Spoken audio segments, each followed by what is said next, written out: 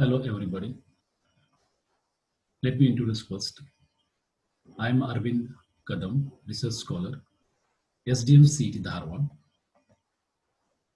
I am working as a research scholar under the guidance of Professor H.M. Kuleki, HOD, Department of Electrical and Electronics Engineering, SDM CET Dharwad. Today I am going to present my work titled Smart Grid Communication Security using Direct Sequence Spread Spectrum Intelligence Against Jamming Attack. So let us see first the conventional power grid. Some of the problems we are facing in the conventional power grid. So dedicated power devices. Components are incompatible due to different manufacturers. Due to incompatibility, communication failure will occur. The power devices are controlled through protocols via dedicated wired communication links. Normally one access point. So these are some conventional power grid and some problems in conventional power grid.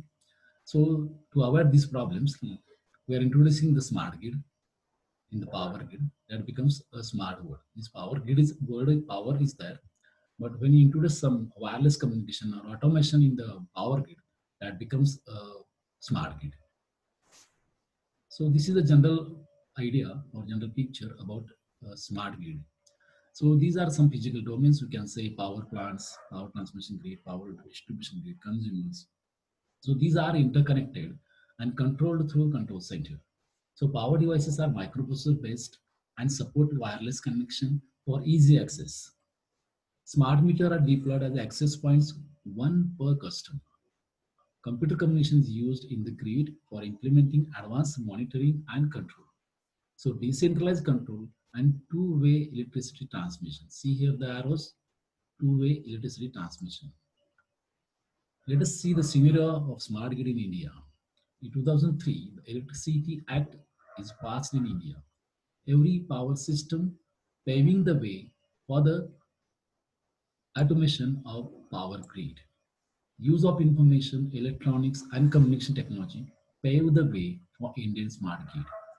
India's rising population and growing economy need a rise in energy demand from 8 lakh megawatt to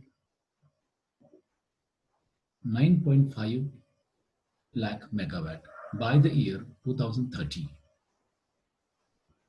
Indian smart grid requires standard and specifications. The priority areas are advanced metering infrastructure, communication network infrastructure, efficient electricity transportation system, energy storage system, demand response, cyber security. So many. So these are the threats when you introduce the smart grid. The smart grid having some wireless communication or wired communication. So when you introduce the wireless media in the smart grid to communicate with the all physical domains as well as the customer. So these are the threats where these we observe are introduced when you introduce the technology like wireless communication. The access points are mere idle portals for intrusion and malicious attacks. The grid becomes like a complete network. As a result, all kinds of cyber attacks present to complete networks. The wireless technology induces additional vulnerability which deteriorates network performance, especially jamming attack. So we are focusing here a jamming attack, and so we work on the jamming attack. So we just here created the jamming environment, and the effect of the jamming during the transmission we have seen here. It can steal private and confidential information. The jamming attack disrupt the wireless communication and degrade the network performance. The jamming attack disrupting communication between power equipments, grid operation, instability. So these are some objectives. These are the objectives of my research work I undertaken. Already all objectives I have completed. In this presentation, in this paper, we have completed object number 1, 3, and 4. So first objective, to study network architecture for wireless communication in the smart grid. Deep analysis of attacks threats on the physical layer of wireless communication. To suggest appropriate spectrum mechanism to prevent physical layer attacks. Here, we are proposing here The DSS is the direct sequence spread spectrum mechanism to prevent physical layer attacks. To ensure reducing time latency and wireless communication more fast and robust against physical layer attacks. So let us study what is physical layer attacks. The physical layer attacks is defined as a malicious behavior disturbing legitimate communication on a wireless network. Physical attack is a wireless version of denial of service attack. Classification of physical attack into four groups according to objectives and behavior: eavesdropping, jamming, restricting access, injecting. In this my work, we are focusing on jamming. So on jamming, see here the effect. The jamming overlapping signals with more power so that signal becomes garbage. This is general idea about what is jamming exactly. So how to face the problem of jamming effect. So these are the anti-jam communication techniques. So communication with ability to fight jamming of communication system.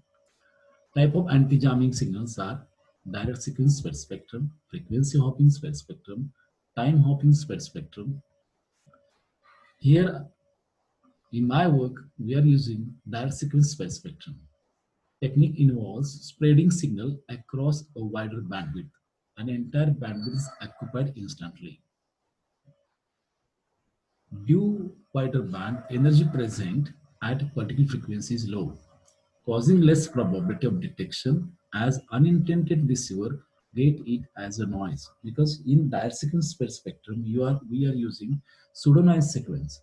This your data is superimposed on the pseudo PRN sequence. So the data superimposed on PRN signal, and the PRN signal is transmitted through media. When any unwanted person tries to access that signal, it will get as a PRN sequence. The PRN sequence means it is just like a noise, so it will get as a noise. So PRN sequence or PRN signal itself have the information. So due to this introduction of the PRN sequence, just we are seeing here, the wider bandwidth is increased. So this is the general idea about DSSS. Spread spectrum technology. Spread spectrum must be used in ISM band. Two major technologies just were seen: frequency hopping and direct sequence spread spectrum, located at the physical of network stack.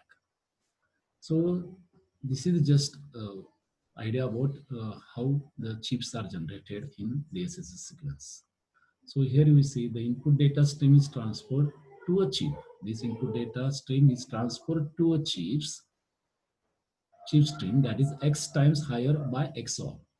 The chip is 0 or 1. Chip is 0 or signal, but it's called so as distinguished from a bit. So this is the example of 11 chips,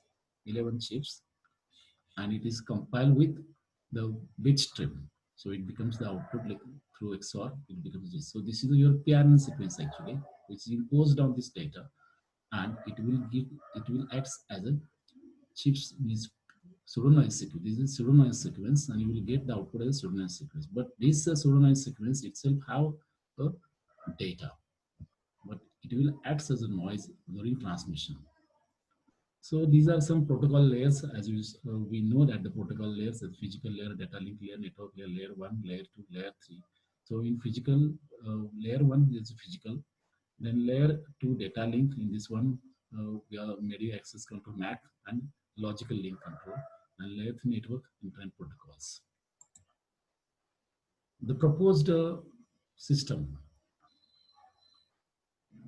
we are proposing a modeling physical layer of smart grid, MPLOSG. It is a process of simulation and it is a random. Simulation process starts with a 3 modes of operation. So we are here proposing 3 modes: mode 0, mode 1, mode 2. Mode 0 for channel setup, mode 1 for comprehensive test smart feeder 34 node test feeder data, which is IEEE 34 test feeder data. Mode 2 Markov model, we are proposing a Markov model of CTSF 34 node test feeder. The sequential modeling physical layer of smart grid simulate the system operation with jitter and noise on 8 WN channel. So we have here generated the jitter and noise, and we're introducing that noise, and then we see the effects of the signal. Modeling of physical layer with spectrum sensing for smart grid on the CTSF34 node test system for evaluation. MPLO-Edge process simulate the electrical components considering the grid behavior. The input data utilized in this work represents CTSF34 test data feeder, which is taken from IEEE 34. Standard data we have considered for processing here. We simulated the CTSF test system using two-state Markov model for all components in the feeder of past more than 50 years history. The behavior will be different from one component to another, that is type and number of failures, time between the failure, restoration of component. So let us see the Markov model. The Markov model has two states. You see up and down, up and down. Up for operating condition of the component, down for failing state, up state time to fail TTF, down state time to replace or repair. Up to down process is the failure process. So you can say up to down process is the failure process. MPLO-Edge randomly sample. So this is proposed system randomly sample up and down states for each element in the feeder, that is 34 CTSF 34 test feeder data for each element. The modeling of physical layer of smart grid randomly sample up and down states for each element in the feeder. It generates a simulated sequence for the components history of operation and failure. So this is a two-state Markov model and it's some variables here shown. Now time sequential Monte Carlo simulation technique. Here, see how it functions. Monte Carlo MCS simulation. Number of n is the number of sample years. T simulating period, both are set. The simulation begins here actually. The simulation begins with generation of TTF for all components in the system. Out of all components in the system, an element with minimum TTF is selected. For the element with minimum TTF, generate TTR and TTS. TTR is time to repair and TTS time to switch, and TTF is time to fail. Then number and outage duration of all the load points that are affected by the failed element are recorded. Then failed element is repaired and brought back to its operating mode by generating a new random TTF. The system clock time T. The system clock time T is less than the simulation time.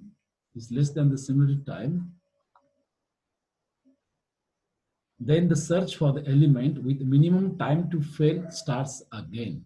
So here, this connection here, if T less than T, then it is again determine the element with minimum TTF. Otherwise, the average failure rate and outage durations are calculated by the system indices. The simulation ends if the total number of simulating years is greater than the set parameter. Here N, the simulation ends if the total number of simulating year is greater than the set parameter.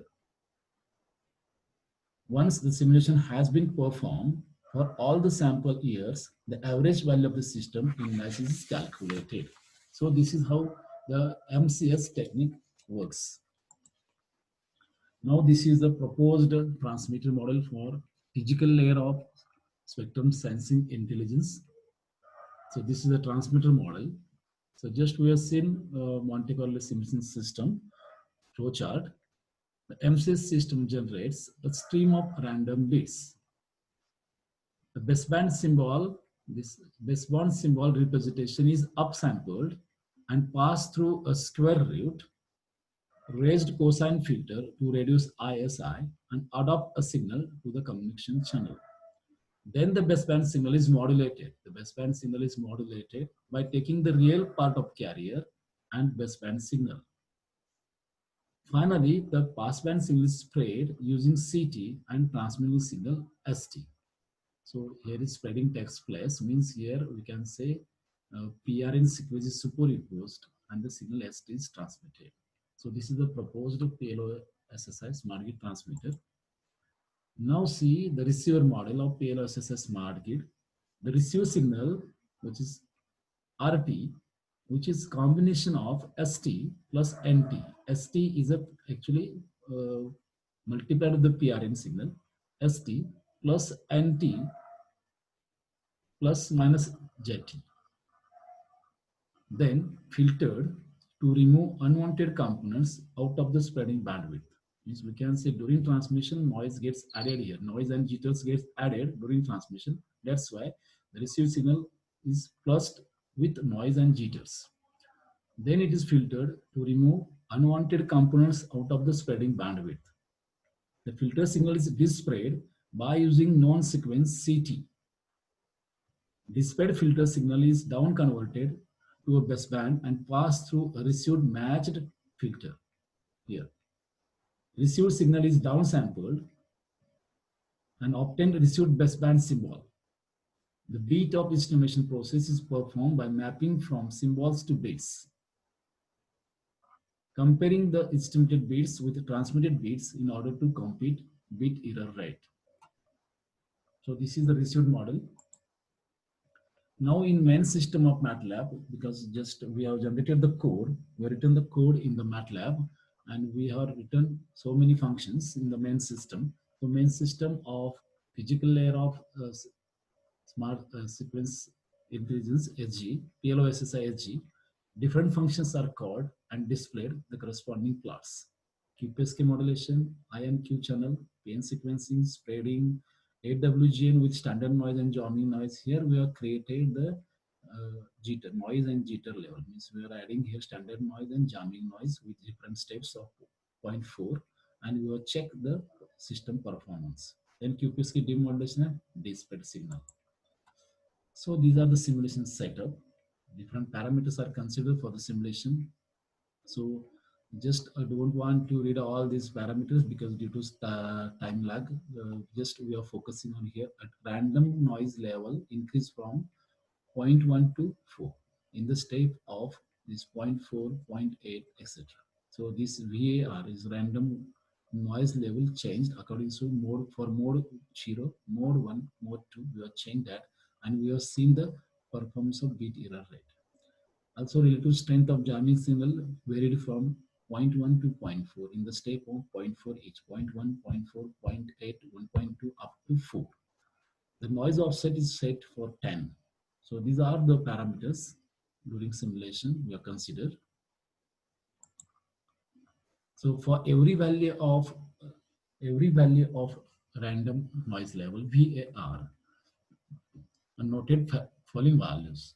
A VAR 0.4 random noise level, we are noted bit error rate QPSK, bit error rate PLOSSI HG, total time and elapsed time.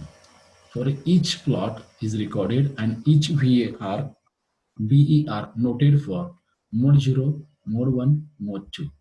Mode 1 is the one of the moderated time latency. We'll see later here. So these are for changing the random noise level from 0.4, 0.8, 1.2, the stage of zero point 0.4 to 4. Every time we are recorded for mode 0, mode 1, mode 2, bit error rate we are recorded here. And the plots, different plots for different modes by changing the random noise level from 0.4 to 4. So we are here, we will see the effects. Mode 0 with random noise level 4, and relative strength of jamming varies from 0.4 to 4 for BER. Let us see for mode 0, we have random noise level 0.4. So this plot will get bit error rate Mode 0.4, we're getting this one. Mode 1 or zero point 0.4, we're getting the Q channel and I channel performance with corresponding input. Mode 1 with VAR level, random noise level 0.4. Again, we're getting the plot like this. And mode 1 is there, and random noise level 4, I channel and Q channel performance with input data. Then mode 1, random noise level 4, we are getting the plot like this with n is equal to 10. And for mode 2, VAR level 0.4, again we are getting I and Q with corresponding input data or QPSK. And mode 2 and VAR level 4, we are getting the performance. For mode 0, VAR value 4, we are getting the performance here, total error rate and threshold level. Mode 1, VAR value 4, we see in this, we get this one as a plotting with different value of offset n is equal to 1, when is equal to 10. So these are the different performance plotting we are getting compared with the total error rate and threshold. Mode 2, again for mode 2, VAR value 4, we are getting this like a total error rate and threshold value up to 1 to 10 offset. So MATLAB software is used to simulate the proposed smart grid communication framework. We recreate the CTSF 34 node test system utilizing Monte Carlo simulation strategy through a MATLAB code. Comparison of the calculation time of the mode 0, mode 1, mode 2 based on CTSF 34 node test feeder data, that is 2.20, 3.2002 and 3.16 minutes respectively, is for mode 0 2.20 or mode 1 3.02 minutes and for mode 2 3.16 minutes respectively. Mode 1 is the one with the moderated time latency, that is mode 1 3.02 minute, and model 0 is the one with almost all it's a mode 0 is the one with almost ideal time latency for smart grid. So these are the time calculation actually. Time latency of proposed PLSS system. Again, same, then random noise level varies from 0.4 to 4. Every time we are recorded here the time latency, mode 0, mode 1, mode 2. So these are the results we are getting. Oops. Processed simulation time in seconds actually. The calculation time by software application for an annual simulation on a CTSF 34 node test feeder data of smart grid. So we compare with the GridLab D and APREM. GridLab D 9.7 with the same tested with the CTSF 34 node test feeder data. APREM tested 1.86 minutes. GridLab D tested 9.7 minutes. Our system tested 3.02 minutes. So mode 1 coupled with the spectrum sensing. But by a proposed transmitter and receiver system, we will get the performance 3.02 minutes. So which is very less compared with the GridLab D and APREM. So we conclude here result and discussion actually. Then PLSI exhibition with implemented DSSS and jamming competition prerequisites for the different levels of random noise and relative strength of given input jamming signal. So here we are changing a value of VAR as well as value of A. We are creating here noise and jamming signals environment to test the performance. Parameters considered as a baseline for bit error rate receiver simulations as shown in table. We have seen the table that calculation calculated of BER for mode 0, mode 1 and mode 2. CTSF 34 node test feeder data is considered as mode 0 with channel setup, mode 1 CTSF34 test feeder data of smart grid, and mode 2 Markov model of CTSF34 test feeder data of smart grid. So we conclude here. The proposed PLSI is capable of handling both their calculated time latency and ease of use vary jamming parameters considerably. This work gives a simulated perspective of varying jamming waveform parameters and how the jamming in DSSS can be optimized for smart grid. The transceiver model utilized for jamming assessment is developed with the idea of implementation and varying sequences or random noise level and relative strength of jamming signal with low complexity and good flexibility. The CTSF node, smart feeder, and its Markov model with DSSS simulated BER bit error rate result in approximately zero point 0.5 only and robust for random variation in jamming signal. The results are verified and compared with sequential technique. The proposed method works the advantage as it used in reliability studies with CTSF34 node test feeder data system. The proposed method is tested on a simple test system with CTSF34 node test feeder data, which includes the capacity degradation with failure and restoration of the same system. That is a Markov model.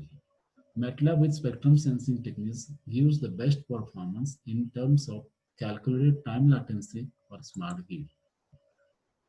So we conclude here and thank you very much, sir.